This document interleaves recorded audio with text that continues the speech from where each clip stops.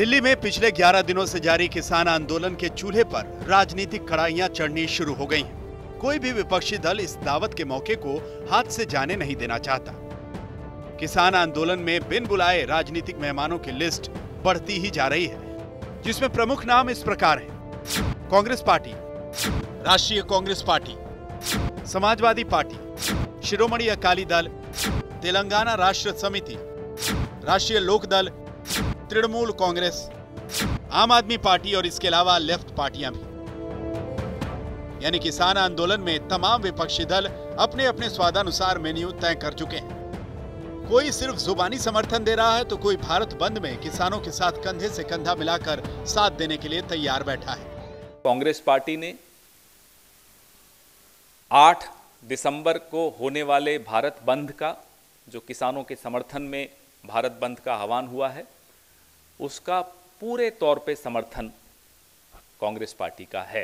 8, 9, 10 तीन दिन धरे कोई कृषक आंदोलन समर्थन है। निश्चित रूप से आम आदमी पार्टी भी भारत बंद का समर्थन करेगी। The left parties, CPI and other left parties, have come out with a joint statement giving full support to the Bharat Bandh call given by farmer unions.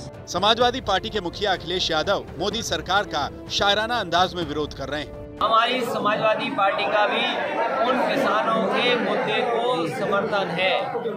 जो सवाल पूछना चाह रहे हैं उसका समर्थन हम करते हैं, और केवल MSP नहीं बल्कि आय कैसे बढ़ेगी किसानों की, उसका रास्ता साफ बीजेपी को करना चाहिए।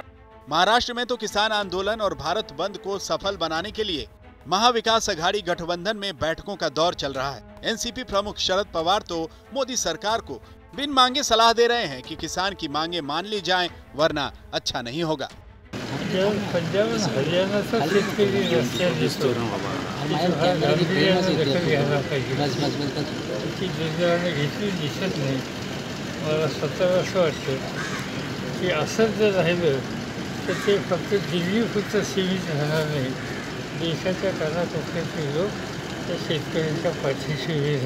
किसान आंदोलन के बहाने मोदी सरकार को घेरने के लिए अब विपक्ष के नए नए गठबंधन तैयार हो रहे हैं। बताइए, कृषि बिल के विरोध में एनडीए से अलग हुए शिरोमणि अकाली दल के सांसद प्रेम सिंह चंदूमाजरा तो महाराष्ट्र के मुख्यमंत्री उद्धव ठाकरे से मिलने मुंबई पहुंच गए, ताकि किसान आंदोलन को राजनीतिक राह दिखाई जा सके। हमारा ये कहना था कि जो देश भर में किसानों का आंदोलन चल रहा है, वो आज एक किसानों का आंदोलन नहीं रहा, वो अवाम का आंदोलन हो गया। तो इस सब के बावजूद जो पॉलिटिकल पार्टियां हैं, राजसी पार्टियां हैं, उनको इस संघर्ष के सपोर्ट में आना चाहिए, संघर्ष की सपोर्ट करनी चाहिए। अब जब सारे विपक्षी दल एक होकर किसान आंदोलन पर मोदी सरकार को घेरने का मौका बना चुके हैं, तो मोदी सरकार भी अपने बचाव में एक्शन लेगी। तो ले लिया एक्शन। पटना के मशहूर गांधी मैदान में तेजस्वी यादव बैठे थे अपने समर्थकों के साथ किसानों के समर्थन में।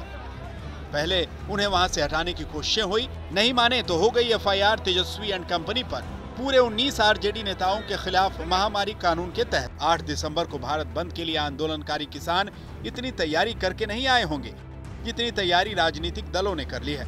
हर विपक्षी दल भारत बंद में अपना योगदान देने के लिए कमर कसकर बैठा है, लेकिन किसान तो कह चुके हैं कि ये उनके और सरकार के बीच की बात है। राजनीतिक दल कृपया उचित दूरी बनाकर रखें, लेकिन विपक्षी दल मान नहीं रहे। बताइए, सरकार भी कब तक चुप बैठे? निश्चित रूप से इसके ऊपर हमारे देश के किसानों को किसी प्रकार का किसी के झांसे में आने की जरूरत नहीं होती। मैं नहीं समझता कि किसी के बहकाव में आने की जरूरत है।